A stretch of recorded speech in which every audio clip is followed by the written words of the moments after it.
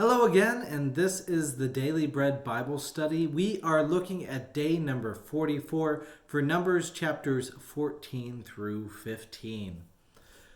Now, here in Numbers 14, we get to see a little bit of a repeat of day 20, Exodus chapters 15 and 16, where the people rebel against God and the leaders. So here we hear of murmuring from the community against Moses and Aaron, and they are tired, afraid, angry, and not trusting their leaders. They are a congregation in conflict who really says that they want to return to Egypt, where they were slaves. Moses and Aaron fall on their face, and then we also hear an inspirational speech from Joshua and Caleb, two of the spies. From Numbers 14, verse 7 through 9, "The land that we went through as spies is exceedingly good land. If the Lord is pleased with us, he will bring us into the land and give it to us, a land that flows with milk and honey. Only do not rebel against the Lord, and do not fear the people of that land, for they are no more than bread for us. Their protection is removed from them, and the Lord is with us. Do not fear them." So the congregation threatens to stone them for this inspirational speech. They really don't like what they said. It reminds me of attempting to kill Jesus after his inspirational speech in Luke chapter 4, and the first martyr, the stoning of Stephen, after his inspirational speech in Acts chapter 7. So this is very fitting with people who just don't want to hear it when they are tired. Now the congregation wants to hear something different and are quick-tempered and become violent. If their minds were in fight or flight mode, it seems that they are in a fight.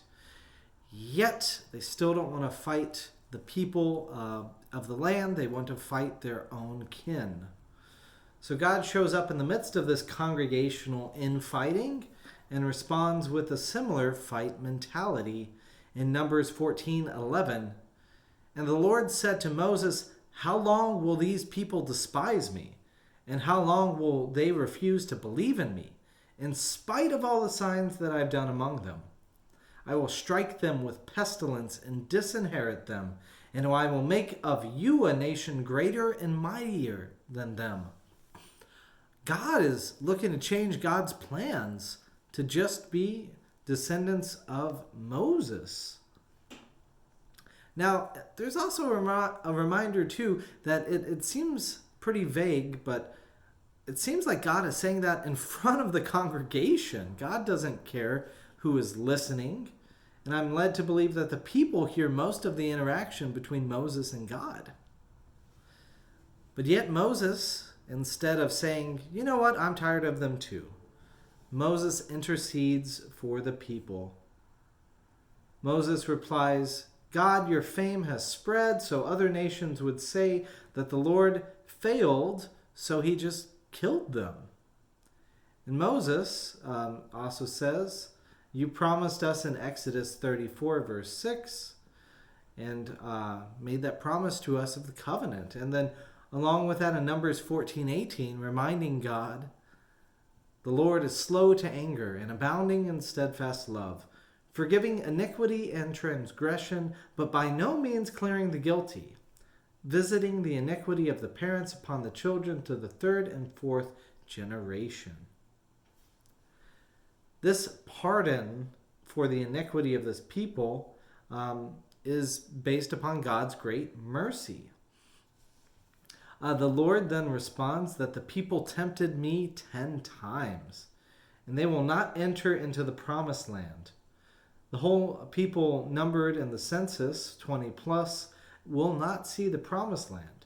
But your children who fear will be prey for the enemies, and they will receive the land. So the exceptions, of course, with this are two people.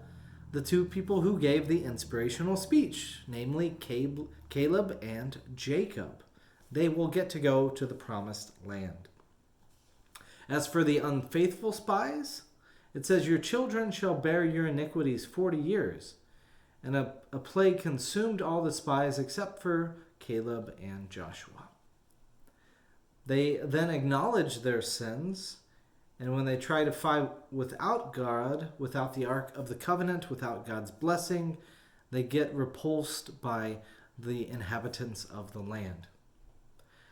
Now in Numbers 15, we see in chapter 15, verse 15, they're again stating that the alien resident must obey the statutes as a citizen would, yet also has the rights by the same law and ordinances. So we get a little bit more of this focus on the commandments, again, restating that, the instruction, the guidance, however you want to use that term in order to say what is given from God to bless the people and to structure their lives.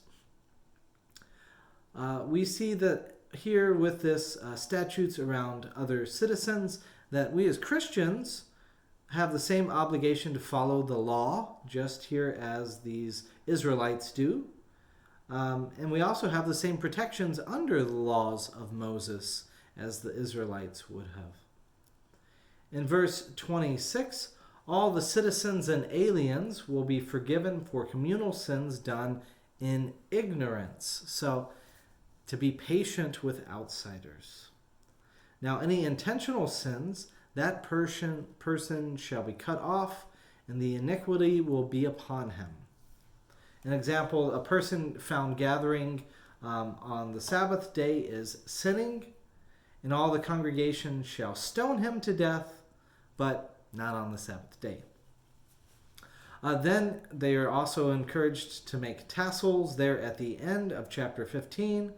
Tassels to remember the commandments, the instruction, the law, the guidance, whatever you want to use for that term, but to use for the mitzvah, the 613 instruction, and to help you do them. They are invited to make tassels on the fringes, and even the tassels of rabbis' clothing, kind of reflect this. So this is from Numbers 15, verse 37. And the Lord said to Moses, "Speak to the Israelites and tell them to make fringes on the corners of their garments throughout their generations, and to put a blue cord on the fringe at each corner. You have the fringe so that when you see it, you will remember all the commandments of the Lord and do them, and not follow the lust of your own heart and your own eyes. You shall remember and do all my commandments, and you shall be holy to your God. I am the Lord your God, who brought you out of the land of Egypt to be your God. I am the Lord your God." So may we focus on the ways of the Lord. May we never get angry with those who God has sent to bless us, even when the message is challenging. May we be faithful to God, hear God's voice, and be willing to follow in God's ways for the blessing of all. That ends today's study, and we will look forward to continuing in Numbers next time.